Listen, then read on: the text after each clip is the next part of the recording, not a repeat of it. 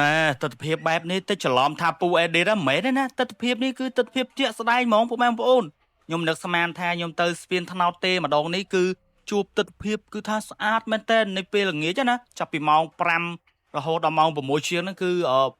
ចេញផ្ទាំងទស្សនីយភាពមកស្អាតណាស់គឺលើកទី1ហើយដែលខ្ញុំទៅជួបផ្ទាំងទស្សនីយភាពបែបនេះណាព្រោះទៅអដងហ្នឹងទៅត្រឹមម៉ោង4ម៉ោង5ហ្នឹងគឺត្រឡប់មកវិញហើយប៉ុន្តែថ្ងៃនេះថាទៅរកមើលក្មួយៗមានណាក្មួយទៅទៀតអស់ហើយហ្នឹងហើយថ្ងៃនេះគឺថាគឺមានបាតុភូតចម្លែកគឺថាមិត្តឡើងក្រហមមកមេឃអញ្ចឹងយើងមើលពីខាងលើមកឲ្យគូផ្សំជាមួយនឹងដៃស្ពានគឺស្អាតមែនតើពុកម៉ែបងប្អូនអរគ្នាណែទឹកបងប្អូនអរគ្នាថាខ្ញុំ edit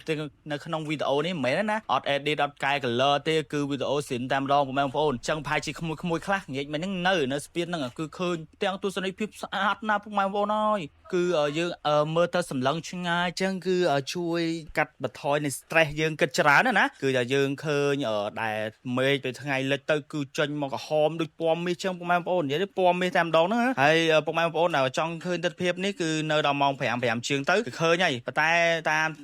តាមធម្មជាតិដែរទេពេលខ្លះទៅអត់ជួបអីចឹងណាពុកម៉ែបងប្អូនហើយថ្ងៃនេះគឺថាសំណាងចុះព្រោះអត់ដែលឃើញទស្សនវិជ្ជាដ៏ស្រស់ស្អាតនេះទេដល់ឃើញទឹកចាំងផ្លេផ្លាតចេញមកអូស្អាតណាស់បើសិនតែមានស្រវែងអីទៅចឹងណាយើងអាចដេតមើលថ្ងៃលិចថ្ងៃអីនិយាយក្នុងចិត្តអីទៅថាបងឡាញអូនអញ្ចឹងទៅ